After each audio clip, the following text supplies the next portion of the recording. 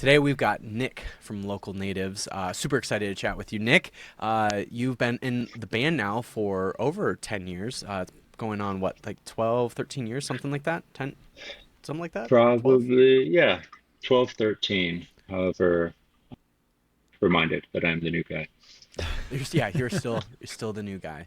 Yeah, Yeah. I grew up in like the like very rural kind of Midwest, and my grandma and grandpa actually lived in for 60 years in an even more rural part of the Midwest, like in a town of like less than 1,000 people. And Uh-huh. even though they lived there for 60 years, like died there and everything, because they weren't originally from there, they were never seen as like a local. And so maybe someday you'll be considered a local native, but Yeah. as of right now, you're still the new guy. You're still the transplant. It's all relative. There's always someone that's been there longer than you, I and suppose. no one's been here longer than That's right. anybody. Yeah. How are you doing today? How's life on the Pacific Uh, coast? I'm doing well. I was racing over here. I'm in our studio. It's like Nice. podcast lovers love when you talk about stuff they can't see. But I'm in my studio, as you can see in the background. Raced over here. Is that your own studio or is that the band studio? This is the band studio. Nice. All right, Nice. so we're like Yeah. we're seeing how the sausage is made, You're seeing podcasters love or at this least again, where the talking about video, sausage but is made. That is yeah, the shiniest piano I've ever seen. I literally feel it like is. I'm in like a Cadillac right now. You can see a reflection in there. Yeah. Yeah.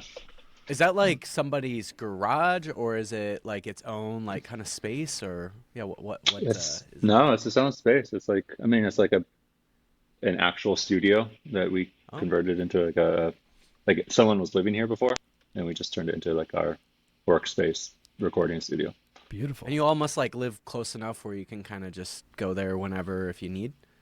Yeah, it's like between all our houses. I could walk here if I wasn't running late, but That's it. I I drove 3 minutes, as is the way in LA. L- Of course. Cullen and I have gotten to know Dustin Kensrew really well from Thrice, which Oh, is cool. I don't know if are you guys in you guys are in LA now, right? We're in LA, but Thrice, there was some connection with Thrice and the band. The guitar player, I think, recorded at EP before it was Local Natives.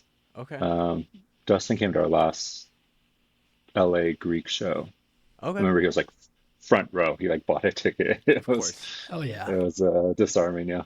I love it. Well, anyway, I've gotten to know him pretty well, and he talks about how Thrice has their own like studio space, and I think it's like one of the guys is like backyard kind of big shed or something like that. I've Uh-huh. never been there, but he's talked about it. But he talks about how like because the band owns it, he's like it is the greatest investment that band has ever made. He's like it's probably the big reason why they're still a band after like almost 30 years is because like they have like their own specific space where they can record and do everything. Yeah. If we were a wiser band, I remember talking about it like 8 years ago. Like we should not be in any stage of life. You should not be renting if you're able to. But we're living in a economic world that's crumbling. Right. But if you Yeah, can that's buy true. something, yeah, it's probably more valuable to have real estate than to be in a band. So can you like bunk up there and everything too? In theory, there's a fridge, there's a washing machine, all your essentials. Dang. Dang, that's all you need. Yeah. Well, I think the washing machine needs to be an instrument on the next album. Yeah, yeah. There's a band that Cullen and I listen to where there's a guy or the guy that is like in the band for like the percussive part of the song was a guy banging on like a washing machine or maybe it was like was it a washing machine, Cullen? Yeah, it was a washing machine. They would Yeah, pick it up. They'd pick up a washing machine as they would tour. So like they would just check like Facebook Marketplace and pick up a washing machine and then bang it and just to. bang on that for that one specific song. It was pretty Yeah, cool. Yeah, yeah. It's pretty DIY. Some friends of quite. mine, their their first record, they had a song called Trash Can, and it was just a trash can lid that they would hit as like a percussive instrument. That sounds very Slipknot like. It is. Does he They dress as a clown as well, or? no, I wish. It was like it's rock. It's like Americana, Hell yeah. indie rock. Yeah. Interesting. Well, let's talk about how you even got into music, even before you got into Local Natives? Like, what got you inspired to just even play music to begin with? I honestly don't remember a time music wasn't part of my life. There's like a piano in my house, and I kind of just taught myself how to play the piano. Mm. And then after I taught myself, they like put me in lessons. My dad was in a band when I was a kid, What like an kind of band? 80s hair metal band. Oh, Nice. Yeah. your dad and my dad should hang out. A lot of these dads should hang out. Um, yeah, so that was like I guess the introduction. But I was music, yeah, I don't know. I played piano my whole life, and then high school started joining, maybe junior high, just like start joining bands, worship band. That was definitely like my first like from junior high to college, yeah. Just like, you're playing Wait, every you were in a Sunday. worship band, and your dad was in an '80s hair metal band. Is your dad in Striper? No, but he's a big Michael Sweet fan. Oh, of course. I mean, you have to be. Yeah. Yeah. He's always telling me about his new album, which I can't imagine is good. How many of those have you listened to? Uh, Zero this century. But I do remember in the 90s, my parents were very, this is back to your tweet that connected us, your coffee shop Christian Oh tweet. yeah, that one. But my parents and one of my bandmates, one of my best friends, he talks about, who's it? Nate Bargatze has this bit where it's like, I grew up Christian in the 90s, which was like the most Christian. Christian, yeah. He's And like, my Jesus parents had more like, fun than me. yeah, yeah. Yeah. There was a part in the 90s where my parents were so Christian that they got rid of all my CDs. And then you'd have to go to like the Christian bookstore. Like, if you like Blink 182, you might like Reliant K or something. Like, and there was like all these things. What was the point? So, oh, because the last time I listened, the reason I know this, I got the singer of Stryper's solo album in the 90s because I was forced to throw away my Beatles and my Led Zeppelin Whoa. and my Blink Even your 182. even your Beatles records had to Have you get listened thrown? to have you listened to those backwards? It's pretty Devil demonic. music. Yeah. Um, They're demonic going anyways, forwards too. I don't know if you knew, but yeah, Revolution 9 is insane. But anyways, I remember going to this bookstore and like it's like if you like, I don't even think it's if you like Real Big Fish, you might like Michael Sweet from Stryper, his solo album, which there's no correlation. no, Yeah, I was none, about to say, not for none that one. No. whatsoever. Yeah. So, growing up in that kind of household, do you have a whole lot of other things that were thrown out because they were too of the world or anything of that sort? Yeah, yeah. Like it was very Christian, very a lot of movies and TV shows, and remember Simpsons and Harry Potter was all very. There was a Right. moment where It's it's a like this no-no. is really yes, it's, Yeah, the work of the devil. yeah. And then I Waging a think spiritual war. yeah, a Secret War. Pokemon, I remember that was the one. Like that Oh, I was was like just Caught, gonna say, taught evolution. Can't do that. I that's I didn't even think about that, but yeah. Christmas one year, the one thing I wanted were these Pikachu slippers, and I wanted them so bad. And my grandma got them for me, and Uh-huh. I opened them up on Christmas. My mom immediately threw them in the trash Oh, because they so were demonic. Because it's a pocket monster. Yeah. was this a bigger theme than I guess I realized? Like a lot of kids and Oh, I think especially where Mason and I are from, it was very big. yeah. But you grew up in California as well? I grew up in San Diego, so Southern California, and then Okay. eventually moved to LA. Yeah. Yeah, I think Well, like anybody who grew up like in youth group culture in the '90s and 2000s, especially, can really attest to like that type of story, regardless of where they live, whether it's the South, the Midwest, yeah. out west. It doesn't matter. Like it's gonna be kind of the same universal experience. Yeah, 90s I Christian, mean, right? Yeah, Nate Bargatze is talking about it. Yeah. Um, yeah, I mean that was like it's like childhood and music, but the whole point was like in high school, they like eased up a little bit, or I could start sneaking stuff, and then that's when I started like joining high school bands and terrible bands, and What was your gateway drug into the secular world again? it was definitely emo music. It was Nice. like, Oh, of course. and I still ride for him. and I've like said this publicly, and I have like friends who like play on his records, but like Connor Oberst and like Bright Eyes was like Yeah. my huge one. Like I think he's a genius. I was like, and then it was like a tree of like high school emo music, and Hell and yeah. then like, oh, I can listen to the White Album as a 17-year-old, and that kind of blew my mind, and because that was all thrown away before. Oh man, that hurts my soul. Yeah, I Bound mean, to happen. we all survived, and I don't know. Here I you was are. talking to a friend about a similar upbringing, and her upbringing was even more religious, and she's a well-adjusted, great artist. I'm just like this. I don't know. It's kind of amazing that you can go through that and For end real. up a normal, You do have to play a little bit striving of person. you have to play a little bit of catch up though, you know. But I do kind of have like a little bit of jealousy around certain things like that because you know, a lot of people discover music and movies and things like that in their high school years. And for a lot of people, especially if you grew up in the 90s or the early 2000s in a very Christian household, you probably weren't exposed to any of it. So you had kind of like this delayed gratification of like getting to see and experience all of like the coolest things in the world with like a more mature mind. You know what I Yeah, mean?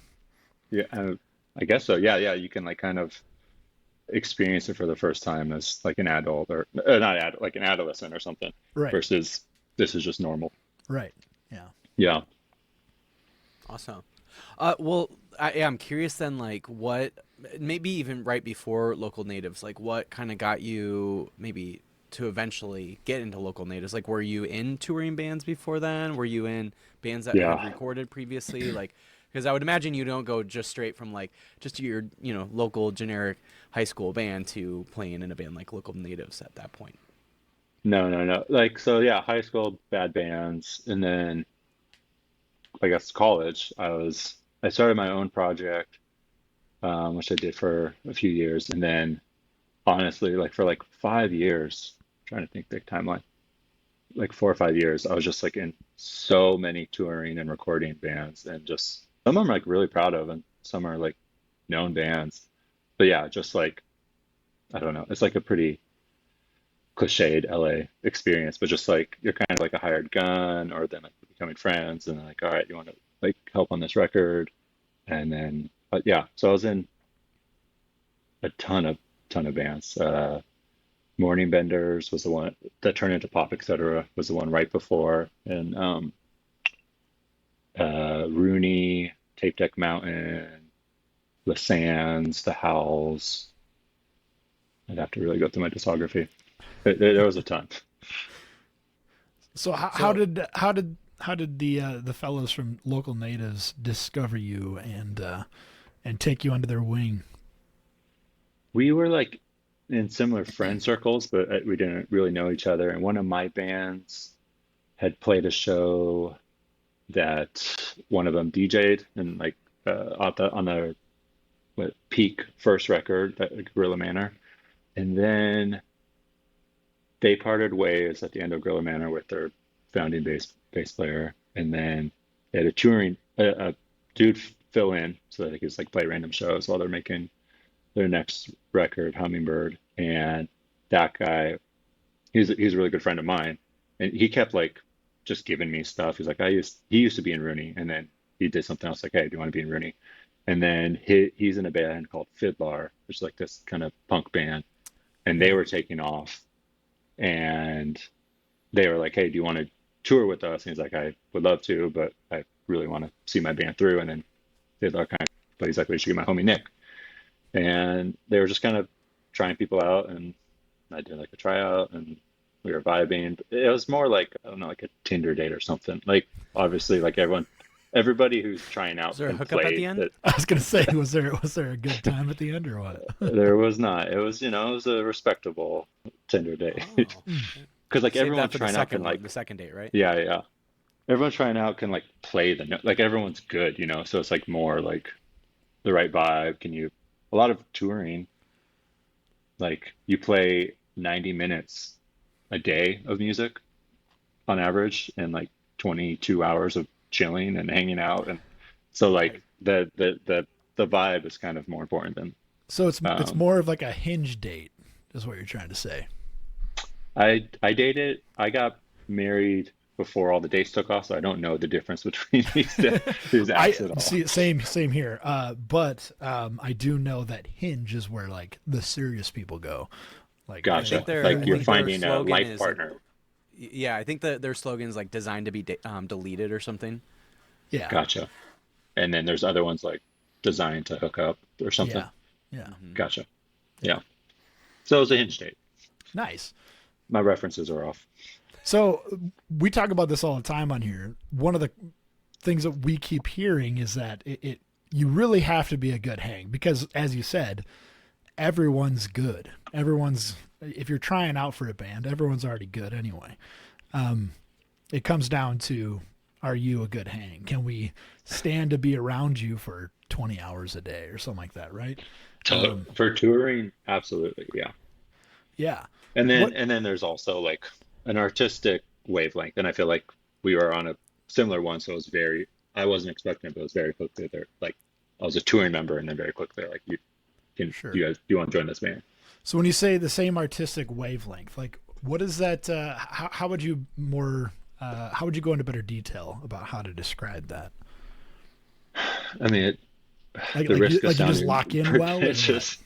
Yeah, I mean, like especially I think tour is a good breeding ground, especially if we were in our young 20s. But just like why you think why you like this new music, or think Sergeant Pepper's is overrated, or like why you really were into like Kid A but not OK Computer, like just like getting into nitty. And a lot of it's like new music. It's like stuff that's going on in pop culture right now. You're like, why Sure, do you like or not like the Playboy Cardi record or something? And it's sure. just like Damn, it you're really is a kind of date. Yeah, yeah. I mean, this is like I'm talking like 14 months uh, to do that. But like you're realizing what you like, what you dislike, what the other person likes, how to push them, or like. And then for me, it was like I wasn't a part of the band, but I was like, all right, this set list needs to change because like this song into this song could be better. Like go like this and mm, like anything artistic or creative vision when it's collaborative, like you're trying to convince each other on some sense and compromise, and like you're all trying to like make what you guys think is the best song, the best concert, the best t-shirt design or whatever it is. It's like, and we're like a very collaborative band, so I think that mm, process we all kind of like, okay, this is a good fit yeah. um, as a band. Yeah, Local the natives, good. in my opinion, has always been very complex with textures and things of that sort. And so I guess when you said artistic wavelength, I've always just kind of wondered when you start playing new music with somebody, or like you're trying to create something new for the first time. Do you feel like it's like you just speak the same language and everything just locks into like the same to like a kind of like a hive mind almost kind of a situation, or like what happens then when you have like disagreements about a bass tone or something like that? I honestly feel like we've rarely achieved hive mentality. Very like you're arguing over a bass sound, like a melody or like a just a detail. Um, but like I don't know if it's tough to explain, but it's just like you're there. I'll take the conversation away from even like being the new guy. Like I can remember instances on our last record doing the same thing, and it's just like technically we can make a song, but maybe it's not what we all want it to be. Like there's all the parts, but like something's not right, and it's all of us are trying to figure that out together, and we have different opinions on why that is. We're like, all right, what if we make like a just embrace like 70s drum sounds? Is that a thing we want to do? And half of us like yeah, and two of us are like no. Like, all right, well, what if we try like a drum machine? Like we're all trying to like find that together.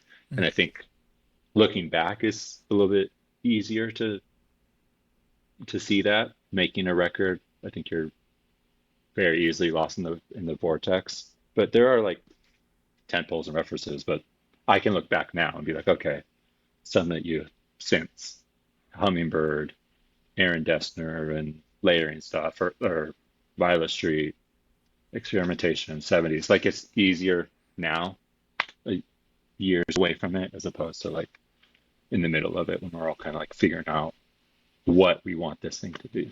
Sure. Yeah. Mhm.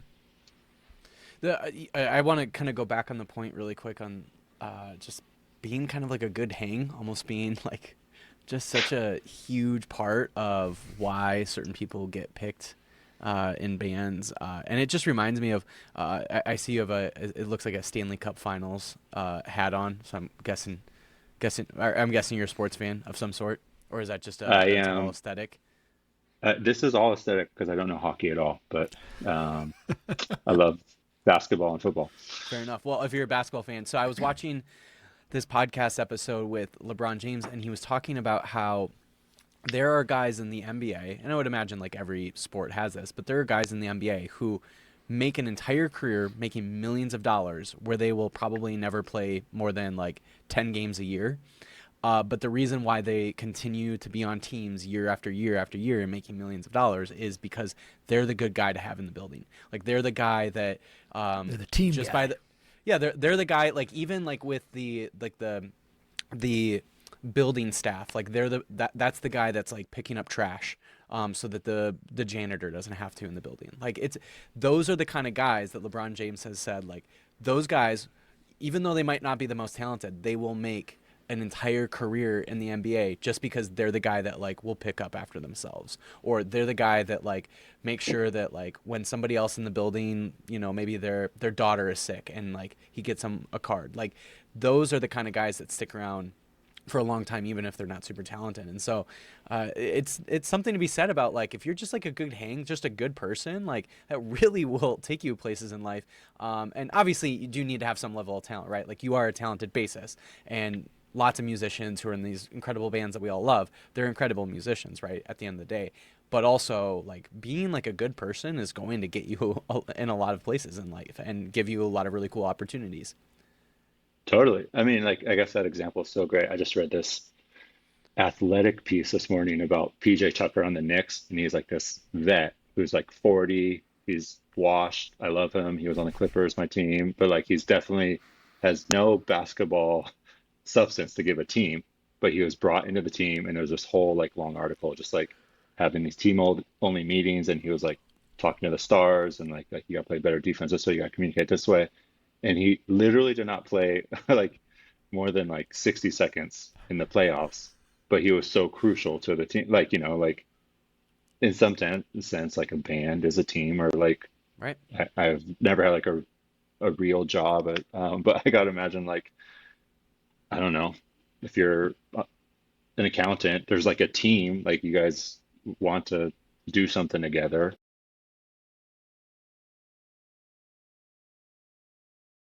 So I think it kind of can relate to a lot of stuff. Like obviously you have to be a good accountant. This dude I'm talking about, he can shoot threes like great, but then he's like a 1 percentage point off of like whatever like a prime NBA player should shoot it. Um, or like yeah, me or many people in bands. Like when I tried out for Lithuania, there's so many people who could play the same notes I played correctly, but obviously it wasn't just about that.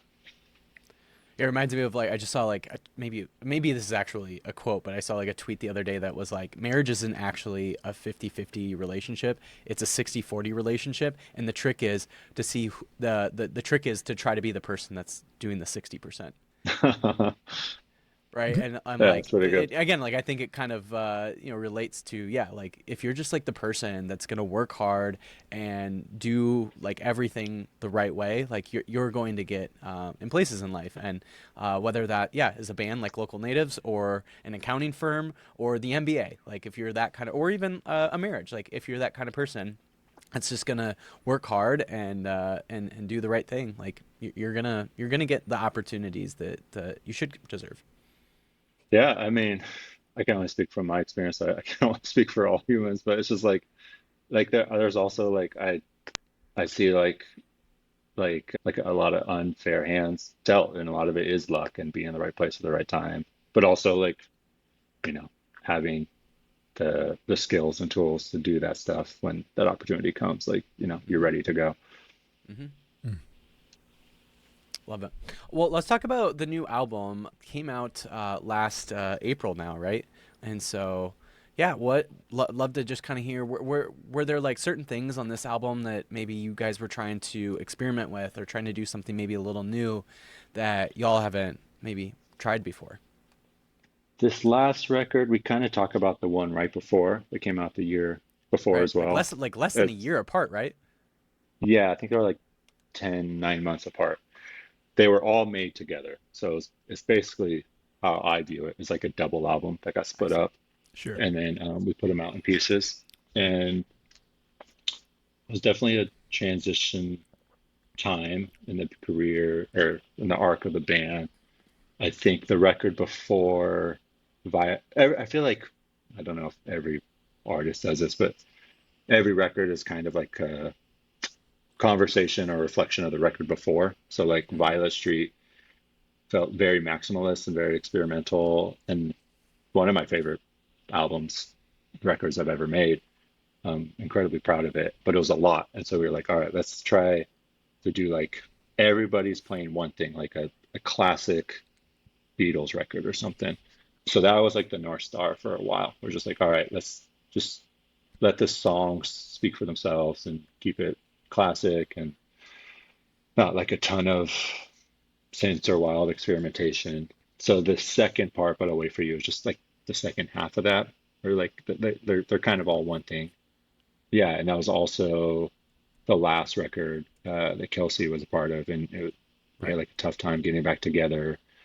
He spoke pretty candidly about it. We did on the first record, and I think part of the music you can hear too is just like us trying to keep it together, the five of us. And I feel like I can hear very specific parts or tension between us when I hear it. I don't imagine everyone can hear that, but it is like the end of an era. So we we put that record out before like the public knew that Kelsey was quitting, and then we announced it soon afterwards. Yeah. Do you want to speak on that a little bit more about where you plan to go without Kelsey? Yeah, I mean, we're kind of, this is like his choice, and we love him and we support him, and so this was his choice to leave. And having said that, like we're kind of just viewing it now as like, I don't know, an opportunity. It's like a reset of the band. Like, all right, like let's rethink how we make music. And I feel like a lot of us, it's tough as you get older. I feel like time will come for us all, the title, Yeah. but you don't really want to get in ruts. Like this is how you make a record. You do the drums, then you do the bass, and then you sing. Like that's a once you get formulaic, it's a pretty bad place to be. Like no one's making their best work in that spot. And so this is like a unexpected mix up, but we're like, I mean, we've started working on the new record, and there's so many songs I'm excited about. And our band is so, I was talking about earlier, so democratic. So like, it's very little like, all right, you play the guitar because you're the guitar player. You play the like. There's so many songs I don't play bass and I play all the keys on or something, or like someone will write a chorus and someone will write the verse. Or anyways, it's like it's a band. So there's so much music that we've already put out. We're just like, all right, three of us made this song, and then two people made that one, and then four of us minus this other dude was part of this song. Like so, we're already kind of in a weird sense. We've made a lot of songs without Kelsey. They've made a lot of songs where I haven't played on it. So because we just want the best song, and we're trying to get like our egos out of the way of like, okay, now I need to come on and fix this bass part, when that's probably just my ego speaking. So it's less about even Kelsey, but just like we've made music in so many different configurations in this band already that we made songs without Kels, and we're, well, we're gonna make a whole record now without. Is I that would kind of a imagine. daunting or scary experience from your point of view? You know, when you take off one major piece of an original member of the band, does that feel like it's like, whoa? Do we kind of have to like look for a different kind of identity here, or do you feel like, hey, like this is No. this is just business as usual, and we're gonna we miss him, but it is what Yeah, it is. no, I don't feel it doesn't feel daunting or overwhelming in the slightest. Like made it's not even about him, but it's like we've made a lot of music without him. Yeah. We've made music without me. Like it's just like I can remember very specific songs that he wasn't a big part of, and there's a lot of songs I wasn't a big part of. So it doesn't feel like this massive scary thing in a sense, but kind of an exciting frontier. I don't know. Yeah. We've made music. I think it's more just like all right, and I love him. He's going to be my brother forever. It's much less about him and much more like what we would do this part of an album cycle already. It's like all right, we're working on music and like all right, I see a thread between those two, but I don't know if I want to make that record or like we're all just in that stage right now. We're trying to like figure out what we want to make, which is a pretty normal um, Sure. part of our process. Okay. It sounds like because he wasn't like the primary songwriter, but because you all sort of equally had that responsibility, it sounds like because obviously losing any member is going to change some artistic direction to some degree, but it doesn't sound like because he wasn't the primary songwriter that it's not like you all are gonna now start to become like a punk band or whatever, right? My guess Yeah, is that yeah, yeah. my guess is it's still going to be very distinctively local natives. Yeah, I'm sure you'll hear a lot of through lines from previous records. I mean, he was a primary songwriter on a lot of songs, but there were like three primary songwriters. So there's just it wasn't like yeah, like I'm trying to think of an example. Yeah, I don't know, like when like the singer of a band and it's basically just him. Like if Kevin Parker quit Tame Impala, like that, That'd be done. Yeah. yeah, it would cease to exist. But we were like a band. Love it. Yeah, so I know you all. It looks like you only have like maybe like one show coming up here soon, but I'm guessing you've done kind of most of the touring of this previous album. But yeah, are you kind of hoping to get out on the road again sometime soon? I mean, also it sounds like you guys are writing. So yeah, what's kind of the future of the band right now? We're only gonna play like a handful of shows this year, which is kind of like a normal, like we call it the album cycle. But like we put out "But I'll Wait for You" last year, "Time Away from No One" the year before. So it was, and then we kind of did like a post-COVID our first tour back, like right before that record. So it felt like a 2.5, almost 3 year album cycle of touring. Um, so it's pretty natural for us like to go away for a while and just play a handful of shows and festivals while we're like working on a record because those are wildly different parts of like like once you're touring it's very hard to like be creative or like make music. We'll do it in mad respect to them, but I guess maybe as a band. So we're just focusing in on a new record and I had to guess it comes out next year and we tour next year. Yeah. Is there Yeah. a part of the album process with that whole album cycle that you're talking about? Is there a part that maybe is like your favorite part? Like, is it the actual creation of the album?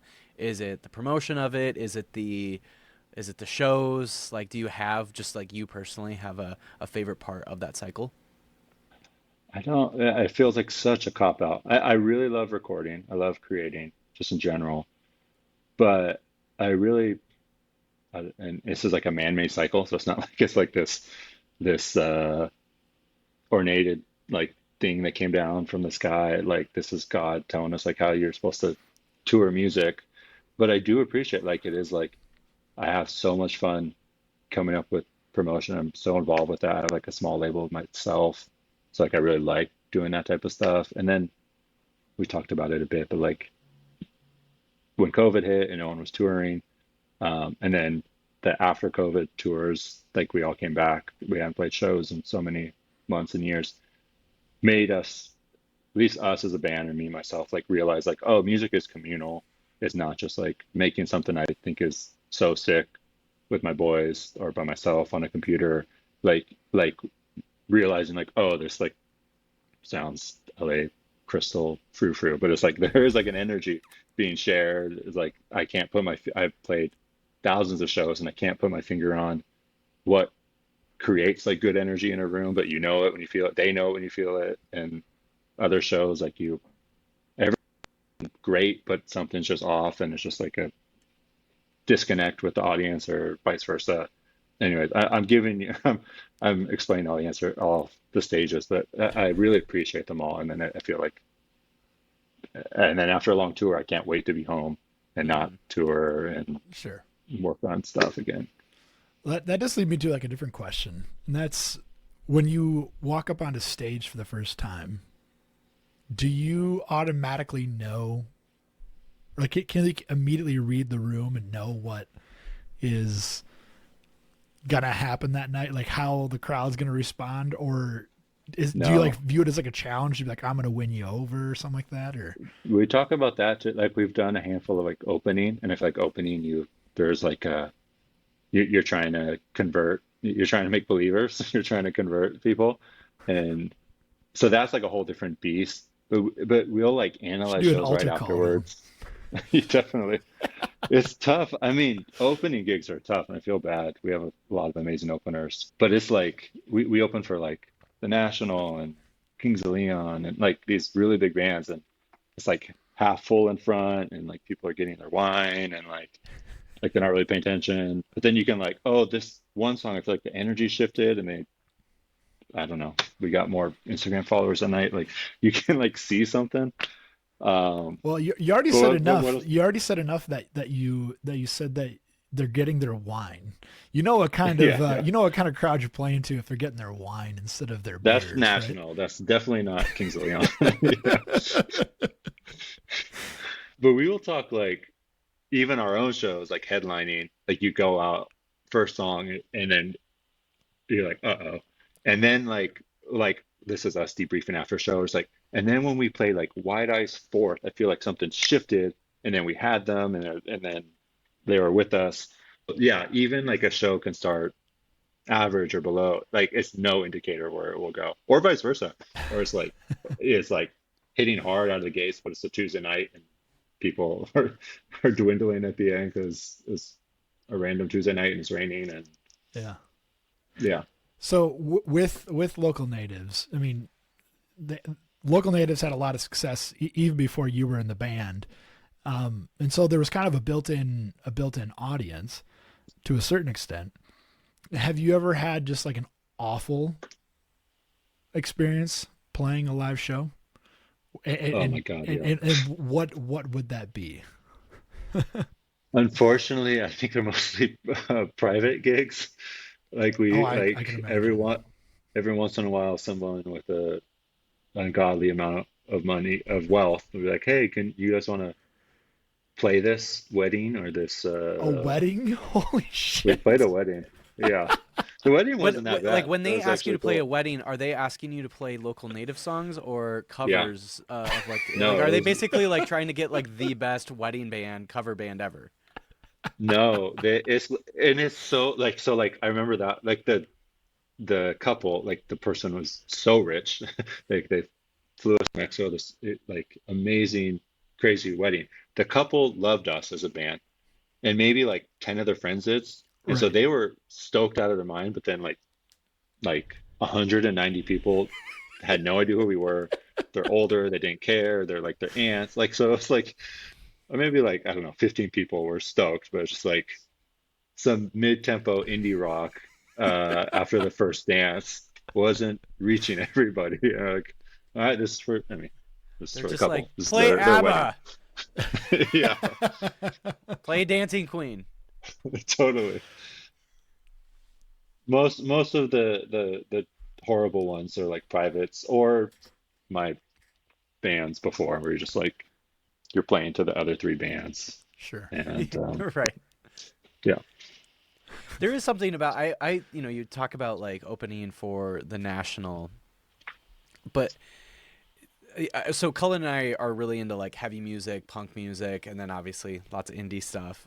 There is something about like going to like an indie show, right? Where even if you're like the biggest fan of that band, there's a certain kind of energy that you have where it's a lot of just like you're swaying or like I'm a huge like Explosions in the Sky fan, and I've gone to a number of their Mhm. shows, and it's like what do you do other than just stand and like just kind of like this is cool. Whereas like if you're Yeah. at a punk show or a metal show, like you're either Active in the mosh participation pit, required. you're like, even if you're not even in the mosh pit, there's a lot of like weird dancing or what, like but there's some sort of energy that like it's very clear, just very visibly clear that wow, these people are into it.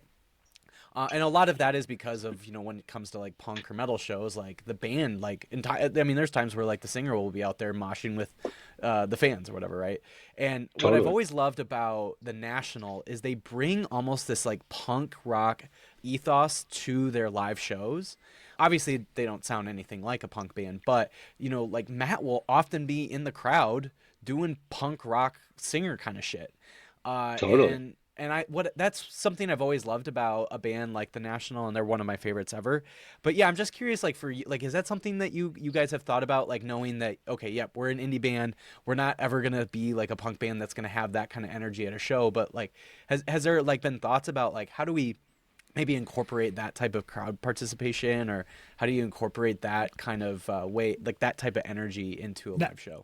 we ask that question as Mason and I have never yet had the chance to see you. So That's true. That's true. Oh, okay. Yeah, yeah. I mean, you're bringing up Matt from the National, and we've played like a ton of shows with them, like the tours with them. They've always been so supportive, especially Aaron produced our second record. We definitely were inspired by him, and one of our singers will go in the crowd in a similar way, and it's very much Matt Berenger influence because we're like this harmony heavy, beautiful indie music. So yeah, we'll do that a little bit. nice, nice. Yeah, I mean, it's always a little like disappointing when you see an indie band and they're just standing up there playing their songs the best that they can, and like respect, like that's one way of doing a show. But again, maybe I've just been like so influenced or so We've been tainted, Mason. maybe tainted or brainwashed by punk music that like my expectation is if I'm gonna go to a show, the either myself is gonna get on stage or the like one of the musicians better be coming down off the stage into the crowd. That's just Yeah, I don't know. I just have been so tainted by that. I mean, we've played like, I don't know. I feel like we're like, I don't know. We're definitely an indie band, but we've like opened for like National, Kings of Leon, and like Paramore, and I feel like, or like even this weekend we're doing a festival and Ziggy Marley's playing right after us, Hell and I feel yeah. like all those different artists. I don't know if everyone does this, but like we try to like skew our set towards that, like what we think those fans would like, like Mm, we're not we're not doing covers, but it's like, all right, let's play our most high BPM songs on Sure. this Paramore stuff, and then like let's get very beautiful on this National. Like it's just like you kind of skew it that way. If that makes sense. And Yeah. I don't know if everybody does that in opening slots, or if there's like this is our thing, we're gonna I've do it no matter I've what. seen the National play, and opening for them was Lord Huron, and it was a very Mhm. similar kind of situation. There was I don't know, like a 4-minute theremin solo before Yeah. the National. But I've also seen Lord Huron without the National, and there was no theremin solo, right? Yeah. Yeah. Do you guys ever try to like one up other bands? Like I mean, secretively, maybe. I don't know. I mean, we don't open a ton, but it is like, I don't know. You're trying to, back to religion, you are trying to make believers and convert people. And I feel like there's like a little sportsmanship. It's like, we're, we're, we're, we're trying to steal your fans. But you can be a fan of, there's not like a right. limited amount of Right. artists you can be a fan of. So it's just like, we're trying to, I don't know, to take these people. Yeah. Right. Yeah. I mean, I mean, obviously, there's lots of ways to convert somebody to liking your music. I mean, honestly, a lot of it's like, for me, it's like word of mouth. Like, if I just see that there's a lot of hype going on about one particular album or band or whatever, I'm like, well, I guess I have no other choice but to be interested or at least like, take a listen. But Yeah. another way of that is if I see an opening band and I'm just like memorized by it. And I'm just like, this has got like, I got to figure out what these guys are all about. Like that's another way to convert me as well. Yeah. And like, we've had so many sick openers. And as like the headliner, I always like love when they're like amazing and like crushing because I feel like it's just like making the night so much better. Like, it's just like this, people are getting their money's worth. Like, this is like awesome. Yeah. Mhm. Love it. Well, it Yeah. sounds like, yeah, a little bit of a off year for shows, but new music at some point. I'm guessing you'll be recording, or it sounds like you certainly are writing, but I'm sure recording some point this year, and yeah, next year getting the album out. Are we ready for top five, Cullen? Let's do it. Let's do it. Okay, Nick, you ready for your top five most influential albums? Top five, yeah. I should have thought about this more. I'm gonna go, and some of these are recycled on other lists I've done. Blonde by Frank Ocean is just like Oh, Yeah. Frank the Ocean. best Okay. album of the last few decades or something. Anyone who knows me already knows this. It's just like, yeah, I don't know. Has he done anything lately? I feel like I just haven't It's really been a heard his name while, much. I feel like. No, he's put out a lot of songs like 5 years ago, but nothing. Yeah, Kind of that sounds elusive about right like now. the last time I heard about him. Was yeah, Yeah, yeah. So yeah, it looks like, yeah, Blonde was his last like actual studio album. Now, yeah. I don't want to make any judgments about you, but I remember when that came out, it was every lady's favorite album. I love that. I'm not saying that it's a gendered album by any means, but Yeah, yeah, yeah. I mean, he's messing with the like I mean, his record before he like didn't really want to talk about sexuality. Like he's very, pushing those boundaries without really wanting to talk about it. But yeah. I, yeah, I don't know. I think he's a musical genius. I feel like that album is so gorgeous and so many like I've listened to like there's this podcast called Dissect and like they break apart a record. So I've listened to like the record a million times, but like I've listened to this podcast, like listen to like 40 hours breaking down the podcast and like, oh, like there's so much intentionality and beauty in this record I could even realize I needed help with. It's gorgeous. It's a perfect record for me. Hell yeah. Love it. Yeah. Another one. Another one, 22 a Million by Bon Iver. Oh, Oh yeah. yes. Was that Yeah, 2018 now is when that came out? I think that was also 2016. So big year. Yeah. Okay. 2016, yeah, or Okay. 2017. If I can add one thing to that, so you you learned about Mason through his tweets. Mason became Twitter famous. I don't know what Mason 6 years ago, 7 years ago, something like that. Um, but there's a tweet from forever ago, and it's my all-time favorite tweet of Mason's. Mason, do you remember it? Do you want to say it? Yeah, so like it sort of like in parentheses it says dog sitting your hipsters, like dog sitting for your hipster friend, and then Uh-huh. in like quotes I say, "Come get your bone, Ivor." Okay. And it blew up on Twitter. It did not blow up at all. It No, got that was like that two was likes. Oh, this is just your favorite. Yeah, pre yeah. Twitter famous, but it was my Okay, favorite tweet gotcha. that Mason's ever had.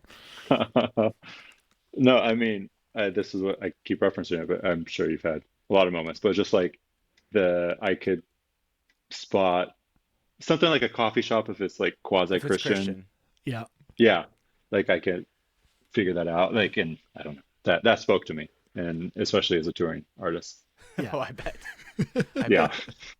Okay, speaking of Bon Iver though, like unbelievable band. I'm really stoked about the new album as well. I know it just came out like a month or two ago, but yeah, he's kind of like going a little bit back to the kind of acousticy singer Yeah. songwriter type of roots.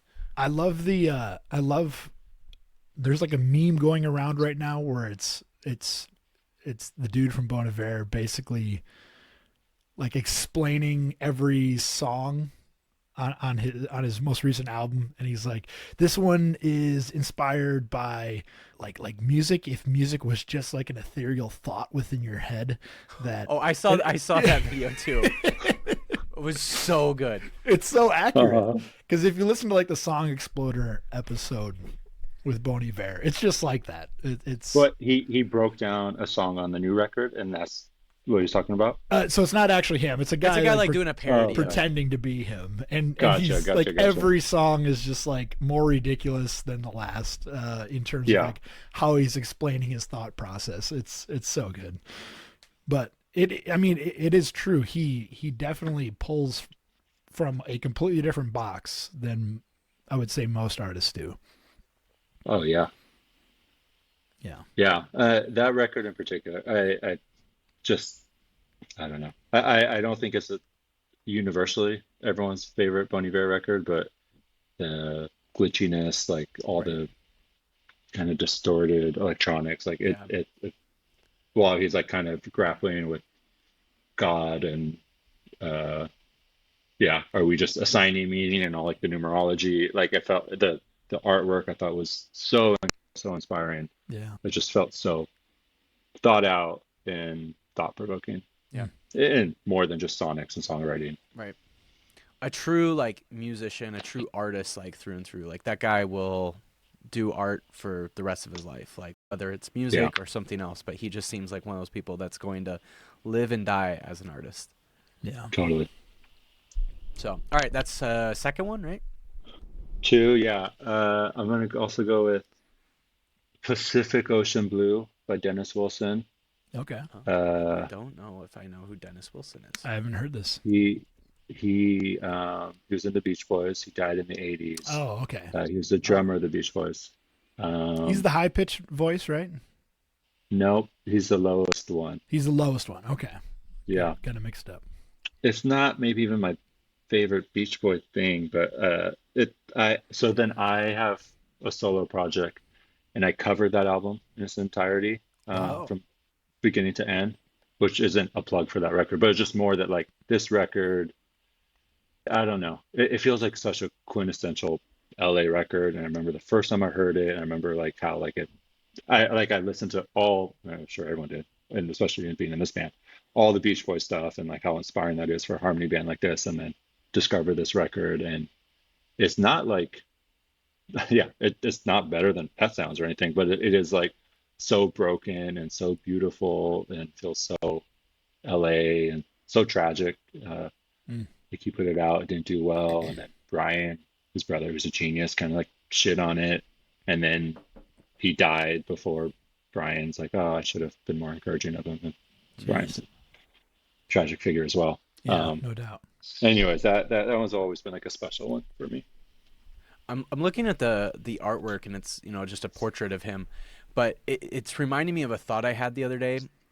Was every guy in like the 60s and 70s just naturally hairier than every guy now? Yeah. It like it's like the amount of men and maybe it's just like a thing that's just like selective because we only see the pictures of like artists or whatever, and those guys were just having like cool ass mustaches or cool beards or whatever. But it just seems like every dude back then, like it feels like as a human species over the last like 50 years, men in particular have just gotten less hairy, especially in terms of facial hair. Mason, there was no low T in the 60s. That's true. It was all the highest of T's. Like I swear to God, every dude was just like either on steroids or human growth hormones or something. A lot of like, biotin. They're just eating biotin. unbelievable. So I don't know if you Yeah. guys have ever had that thought, but just like what I mean, just even looking at like photos of like old like Western guys or whatever, it's just like every dude had a mustache and an awesome mustache, and you just like never see like a guys that can heavy have. one. Yeah, just like Well, how is yeah, that even possible? Because if you couldn't grow a mustache, then you wouldn't make it in the movie, or you wouldn't make it on the album cover. I guess so. It's really unbelievable. Anyway, I don't know. It's just a thought. I It's put. the Yeah. goofiest thing I've ever heard you say. Those are the thoughts that I have sometimes. All right, that's number 3. What's number 4? I'm scrolling my phone right now to get this right. I don't even know if it's. I don't know which one I want to go with. I feel like I want to do a song. I don't know if that counts, but it is from a record, and I don't know the record as well. But it was Max Richter, The Blue Notebooks, Mm. which came out about like 15 years ago. But Okay. then there's this mashup of Dina Washington and Oh, Max Richter, This Bitter Earth. Like it was like a 60s soul song that was put on top of this orchestral, like beautiful music. Hmm.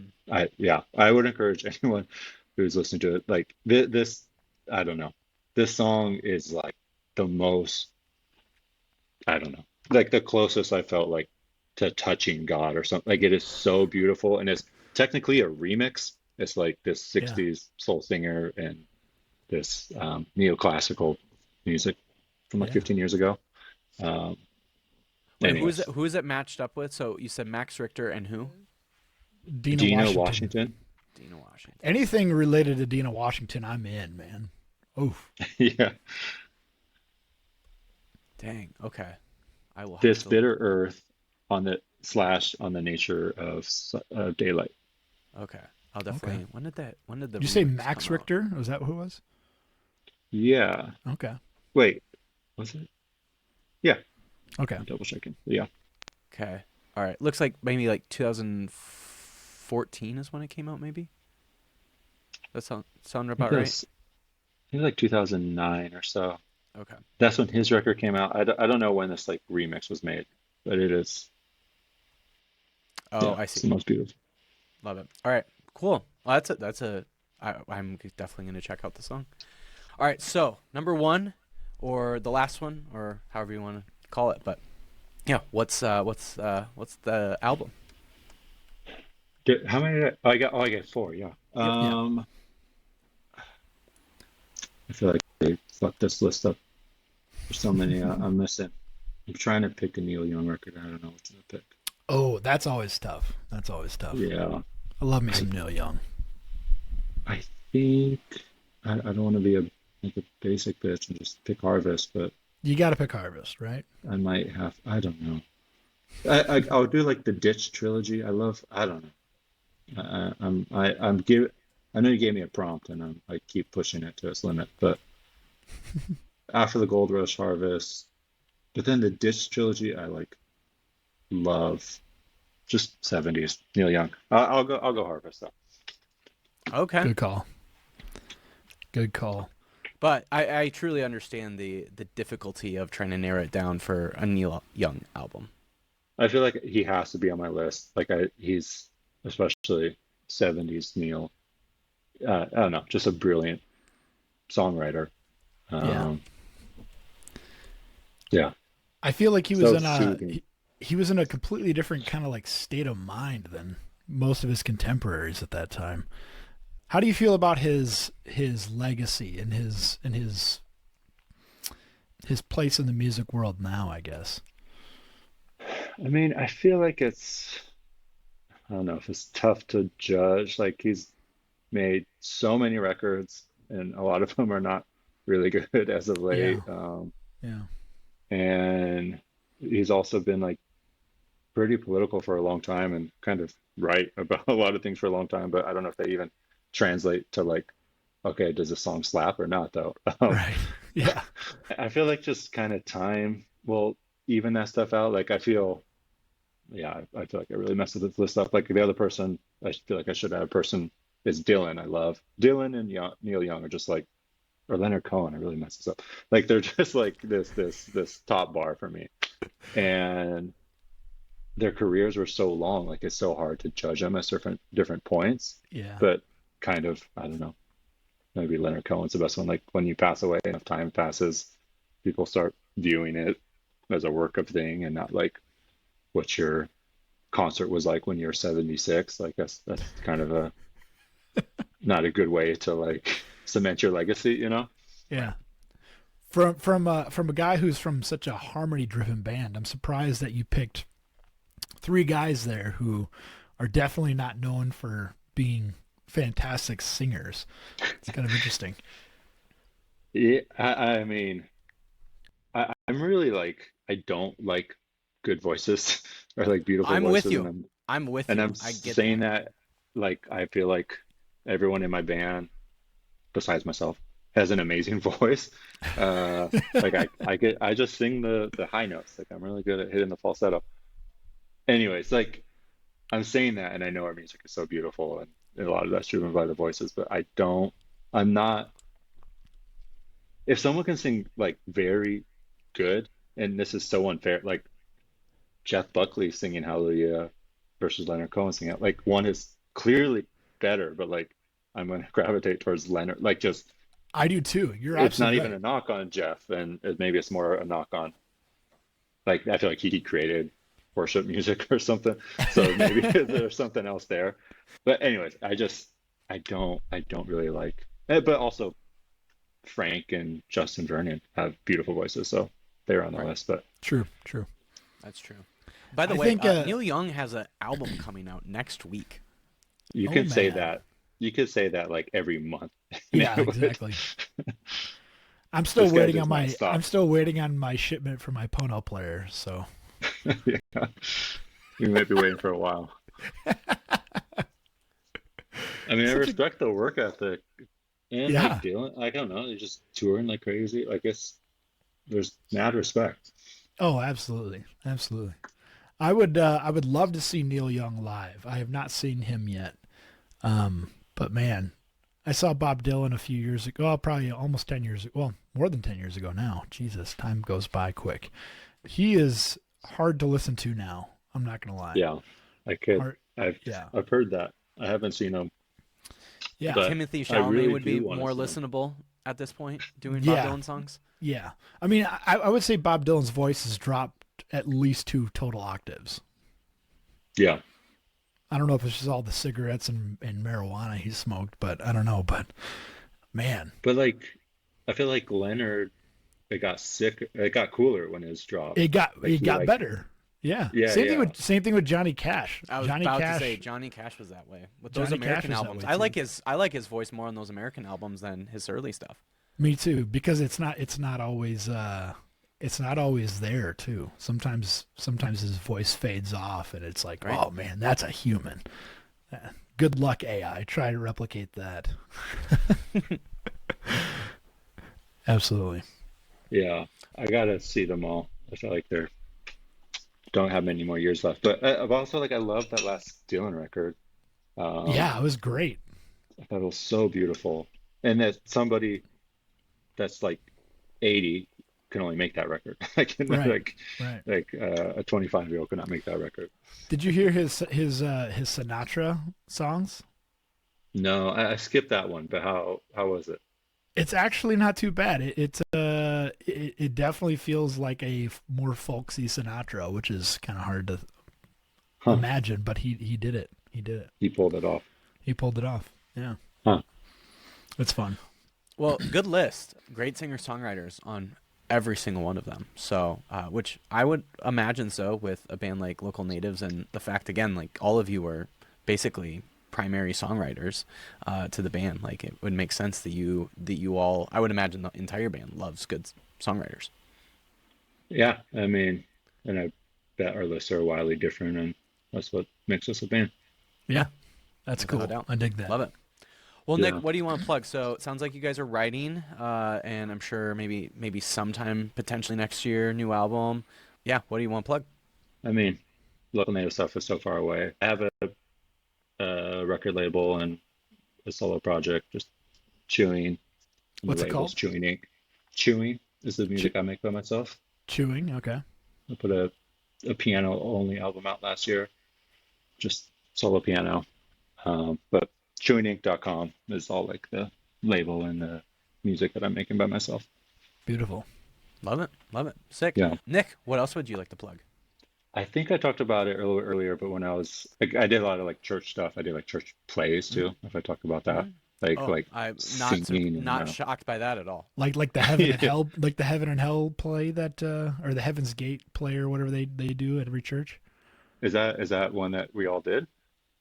I I don't know. They remember did, I did like Jonah, and I got the role of Jonah. Like that was a big thing. oh my gosh! Look at you. Yeah. So like Thespian. I was I was doing plays, like I was doing the worship stuff that came later, but like I was doing that stuff. And then in San Diego, it's not like I was getting the big parts in Okay. these church and local productions, and it eventually led to me being on. Do you remember this serial called Kicks? Like Kicks is Yeah, for like with kids. the Yeah. X, right? Yeah. Yeah, KIX. So there's a commercial I landed in the 90s. Maybe you can find it on YouTube, where I was the kid in this Kicks commercial. Really? Whoa. So what kicks hijinks did they have you getting up to here? I mean, it's my memory. I was like a kid, but it's a lot more boring than you thought. Like it was just like you're doing the same shot of like the spoon and holding it up, and then they're just shooting it different ways. So it's like in my mind, I was like, this is gonna, or maybe my parents' mind, they saw Home Alone, like, all right, turn him into Macaulay Culkin. But then it was just like a day in LA, and you're like just in this production warehouse, and just like holding up a spoon with cereal, and they're shooting it three different ways, and you have like literally three lines, and they thought it was gonna break me. And See, I never understood kicks because they always tried to kind of position themselves as the healthy alternative that kids like. It's yeah, like, but it was like tricking parents or tricking kids. Like I don't even know who they're trying to trick everybody. Probably. I think they were trying to trick everybody. I think they were just as big and bad as the Fruit Loops people, but they were trying to be like, if your mom takes you to the grocery store, she's gonna get you kicks because it's good for you.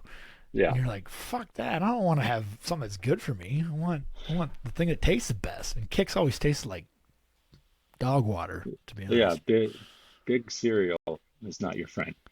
Big cereal is definitely not your friend. Yeah. I just love how Hollywood, you do this little commercial, and then Hollywood just unanimously was like, you know what, that kid has a face for an indie rock band. Yeah. So are you an industry plant? Is that what you're trying to tell us, or what? Yeah, like HER, her, and me were not that different. Or Billie Eilish. That's right. Or, That's right. Okay, I do have to Lana ask Del though, Rey. because I've always wanted to ask like child actors this, but did you actually, like, the money that you got from this commercial? Did you get that as sort of like your parents gave you that money, or did they pocket themselves? I have no idea, and this is a great question. I mean, it was I'm sure you probably got like a few $100s out of that, right? Even in the 90s. I remember. I imagine it was like 1,000 or something. I remember we got to go to like a good pizza place afterwards. Like that was like my price for a job well done. We weren't the. Did you get to skip school for the day? No, because it was on a Saturday. Oh, that's the worst. Yeah. Like that would have been epic to be able to like go to school. I mean, it's already cool to say, like, when you're in school and tell kids that you're going to be on TV, but it'd be extra epic if you get to skip a day of school for that. Yeah. I think I was hoping for that the whole time, so you could like tell everyone like, "Oh, hey, I'm gone on Thursday." Like, why are you gone? I've got an acting gig. Yeah. So when your friends saw it at the school, what'd they say? It was a big moment, but like it was That's also Nikki. like you couldn't, but you can't. I feel like it was word of mouth. Like you guys are like thinking of TV today. Like if you missed it, if you weren't like, there was no way to know when it was on, but like a handful of people saw it if you're watching Nickelodeon at the right hour. But it wasn't like you could record it. I don't even think we had, like, that's why I think I tried to find DVR on wasn't YouTube. a thing yet, probably. No, or like you were just like try to hit record on the VHS, but like you're definitely missing. Like there's no reason to just record commercials all the time. Right. My wife was recently on a commercial for her university that she went to, and it played during the Super Bowl, which is wild. Like, and so, more like, locally? What's that? Like a local commercial? Well, it's an SDSU commercial, so yeah. Yeah, Like, there's no way they're playing the SDSU commercial in LA or something, right? probably so not. maybe I know, definitely not in LA. No, it'd be like your. It's like a your regional local, one, right? Yeah, a regional commercial, I should say. Yeah. Okay. And, Wait, are you from San Diego? I thought you guys were from. Sorry, South Dakota. So real South Dakota. SDSU. Oh, okay. Yeah, the real better SDSU. SDSU. The one that actually has national football titles. All right, we made it through this whole podcast. Let's not pit D2 universities against each other. Come on now, they're D1. But yeah, so she was getting, like, she was at work during the time, and she got like 20 messages during the Super Bowl, and she's like, "What is going on?" And I was like, "Your commercial just played." She's like, "Oh, that makes more sense. Like, why it would happen now." I mean, Super Bowl is prime time, baby. Hell yeah. That's right. Hell yeah. Really One last question for you. You wouldn't happen to go to the same church, or did you go to the same church as John Foreman? I did not, but I kind of know him. He is, how do I put, I don't remember the connection. I was in a band and the singer was like a guitar tech for Switchfoot. And so then we were like open for Switchfoot and it was like a really big thing. Oh, hell Um, yeah.